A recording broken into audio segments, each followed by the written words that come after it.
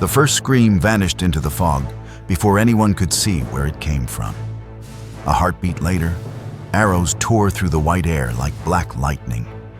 They slammed into the Ottoman front ranks with a sound like cracking bone. Men staggered, horses reared, shields snapped, and then the valley erupted. A wave of fire spat from the ridgeline, Mulavian cannons, hidden beneath snow, unleashing their first devastating volley.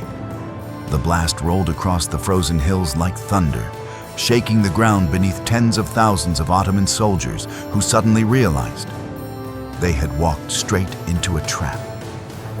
The fog thickened. The river groaned beneath the weight of panicked soldiers. And on the highest ridge, a lone banner snapped in the icy wind. Stephen of Moldavia, leading an army half the size of the one he was about to destroy. On this day, winter itself fought beside him. And by the time the sun touched the snow, 80,000 Ottoman soldiers would be shattered by a force of barely 20,000 in one of the most shocking ambushes the medieval world had ever seen. This is the story of Vaslui, 1475. Before we descend deeper into this frozen battlefield, make sure you hit subscribe. It keeps these untold moments of history alive. Now, let's return to the Valley of Fog. In the mid-1400s, Europe stood on the edge of a knife. To the south, the Ottoman Empire towered over every neighboring kingdom, a vast, relentless storm swallowing land after land. Constantinople had already fallen. The Balkans were fracturing. And every year, the crescent banners moved further north. To many Europeans, the empire looked unstoppable. It devoured kingdoms the way winter devours leaves, silently, slowly, without mercy. North of this rising power lay a smaller principality, Moldavia, a land of forests, frozen rivers, and stubborn people accustomed to hardship. Not wealthy, not heavily fortified, and certainly not prepared to face the full strength of an empire. But Moldavia had one advantage: a leader who refused to kneel. His name was Stephen, later called Stephen the Great, a ruler both admired and feared, a man whose quiet resolve concealed the steel of a battlefield commander. Stephen had inherited a principality surrounded by giants: Poland, Hungary, the Ottomans. At any moment, one of them could decide Moldavia's existence had become inconvenient. So he played the game carefully, paying tribute, honoring alliances, and avoiding open conflict. But Stephen understood something that many rulers of his time did not. When an empire begins tightening its grip, it never stops on its own. Year after year, Ottoman demands grew harsher. Taxes increased, political pressure mounted, control of key ports, especially the vital Black Sea crossings, became a constant struggle. Stephen watched smaller neighbors give in. They paid more tribute. They surrendered land. They tried to please the empire. And every time, it only delayed the inevitable. By 1474, the pattern was undeniable. The Ottomans no longer saw Moldavia as a principality. They saw it as property, and property could be taken. The breaking point came silently, through scouts, whispers, border skirmishes that turned deadly. Ottoman patrols pushed deeper into Moldavian land. Conflicts over fortresses escalated. Messages from Istanbul became threats disguised as diplomacy. Stephen saw it clearly. Peace had already died. War simply hadn't arrived yet. When he rejected several Ottoman demands, the empire interpreted it as defiance. And defiance could not be tolerated. High-ranking Ottoman commanders began organizing a massive campaign, one that would crush Moldavia swiftly and ruthlessly before its resistance inspired others. Tens of thousands of soldiers began assembling along the Danube. Supply lines were laid, cannons prepared, horses gathered. The invasion would be overwhelming, decisive, absolute. Stephen knew his land stood at the edge of extinction. But he did not panic. He did not beg. He did not flee. Instead, he began preparing one of the most brilliant defensive campaigns in medieval history. Moldavia could never match the Ottoman Empire in numbers, wealth, or firepower. So Stephen focused on the one strength the Ottomans lacked: the land itself. Before the first Ottoman soldiers set foot on Moldavian soil, Stephen transformed his country into a maze of silent traps.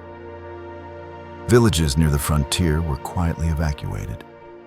Food stores vanished from the invasion route. Paths through the woods were blocked or altered. Wells were concealed under snow, and every frozen river crossing was mapped. Because Stephen knew the ice would become as deadly as any blade. The people understood. They didn't protest. They had lived under the shadow of invasion for generations, and they trusted their ruler completely. While civilians prepared the land, Stephen reshaped his army. Stephen sent envoys to Poland and Hungary once more.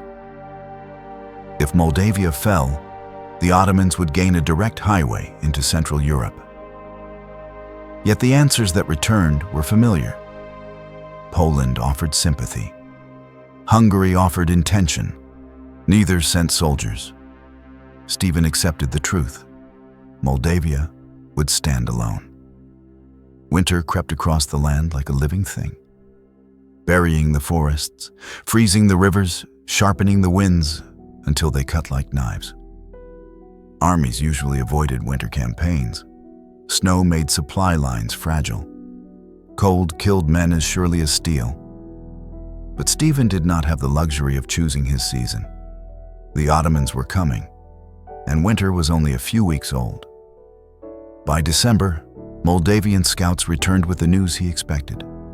The Ottoman army, tens of thousands strong, had begun moving. Commander Haddam Suleiman Pasha led the force, confident that Moldavia would fall within weeks. And Stephen vanished. His army disappeared into the forests. His camps went dark. His scouts melted into the fog. To the Ottomans, it looked like fear. Retreat, a principality already collapsing.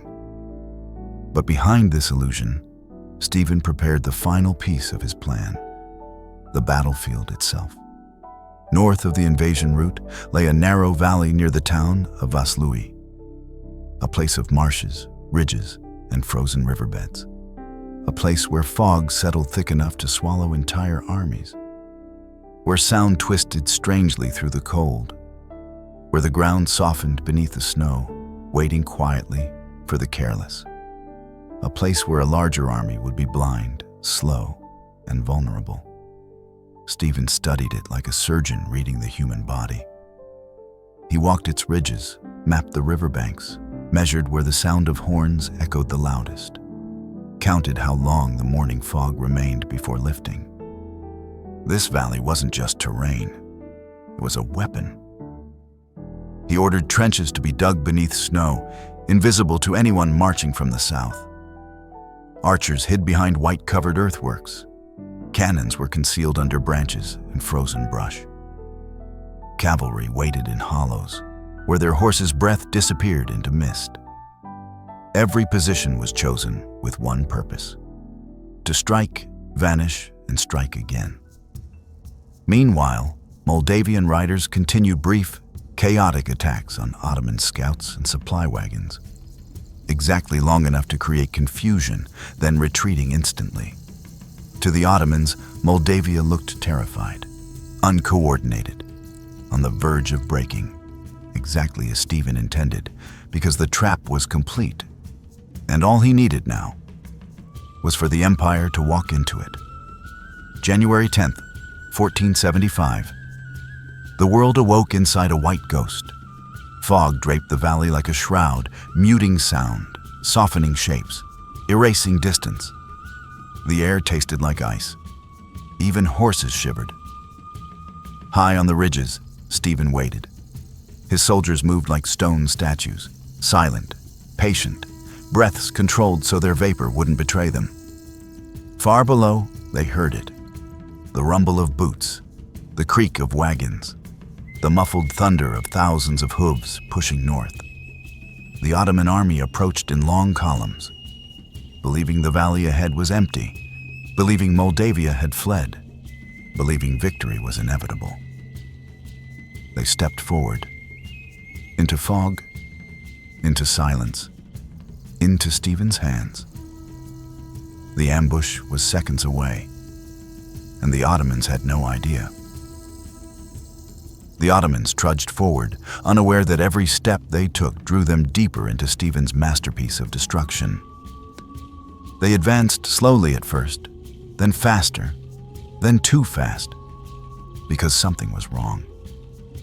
Hooves began slipping, boots skidded, wagons groaned as they slid off balance. What they thought was a snow-covered road was a frozen river, a wide, slick sheet of ice disguised by the blizzard. The Sultan's officers barked orders, but the wind shredded their words apart. The closer they pushed toward Vaslui, the stranger the land around them became. Still frozen, still silent, still swallowing the sound of their movement. And then, a horn blast split the fog in half. Long, low, thunderous. Every bird in the trees exploded into the sky. And the Ottomans realized, far too late. They were surrounded. Shapes formed inside the fog. One shape became 10. 10 became 100. 100 became thousands. They emerged like phantoms, lining the cliffs, the forests, the ridges, the frozen banks. Not one torch, not one banner, only silhouettes. And then the ground shook. Because from behind the ridge, the Moldavian cavalry began to move. Quietly, smoothly, ghost-like. The Ottomans panicked. Some raised shields, others aimed muskets at shadows, officers screamed for defensive formation. But nothing could prepare them for what Stephen unleashed next. A burning arrow pierced the fog, then another, then 100 more. They slammed into the frozen river, the ice singing with cracks. Stephen had waited for this moment. Arrows rained down like burning hail, and the Ottomans scrambled in terror as the ice beneath them began to break. Slowly at first, then violently. Huge sheets of river ice shattered, plunging entire units into the freezing current below. Men, horses, officers, all swallowed by a dark, icy grave. The screams echoed like they were coming from underwater. And above them, atop a snow-dusted ridge, stood Stephen the Great, silent, unmoving, watching the trap unfold exactly as he had imagined it months before. Stephen lifted his sword. The horn sounded again, and the frozen world answered. 20,000 Moldavian warriors exploded forward, not in disorder, not in chaos, but in one perfect, terrifying way. Their horses devoured the ground, their pole arms pointed like a forest of blades, their armor blending into the fog so they appeared as shadows with steel in their hands. They hit the Ottoman flank like an avalanche. Men were thrown from their saddles. Lines collapsed instantly. Ottoman cavalry couldn't maneuver on the ice. They slipped, fell, crashed into their own infantry. Stephen's riders wove through the chaos like wolves picking apart a panicked herd.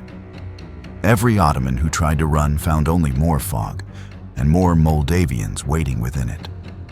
From the far ridge, a deep vibration trembled through the battlefield. Drums, huge Moldavian war drums beaten so hard the snow shook off the trees. Boom, boom, boom. Each strike shattered morale. Ottoman soldiers stumbled, covered in slush and blood, unable to see more than a few feet ahead. They swung wildly, striking air, friend or shadow. Stephen's men didn't need sight. They knew the land. They had trained for this exact storm. Every ridge, every curve, every tree was mapped in their minds, like a childhood memory. The fog wasn't nature's accident. It was Stephen's weapon. By midday, The Ottoman infantry tried to regroup on higher ground, but Stephen wasn't finished. He unleashed his third trap, hidden cannon positions buried behind snowbanks. The cannons roared, their blasts turning fog into fire. Ottoman formations evaporated under explosions that ripped through armor and bone. Men fled only to fall through thin ice. Stephen had intentionally weakened days earlier. What should have been a disciplined Ottoman war machine had become a fractured, terrified mob.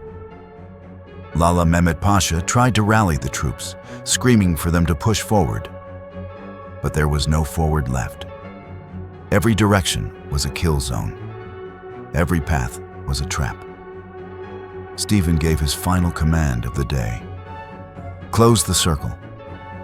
And the Moldavian army obeyed.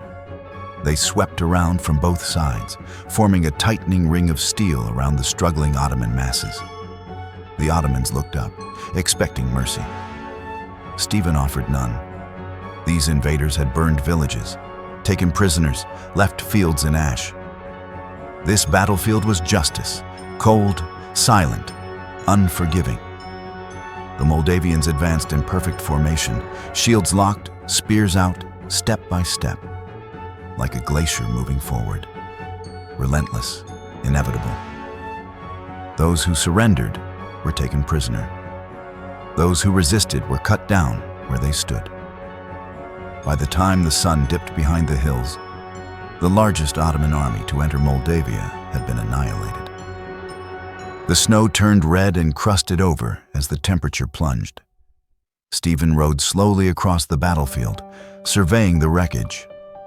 His men saluted him silently, exhausted but victorious.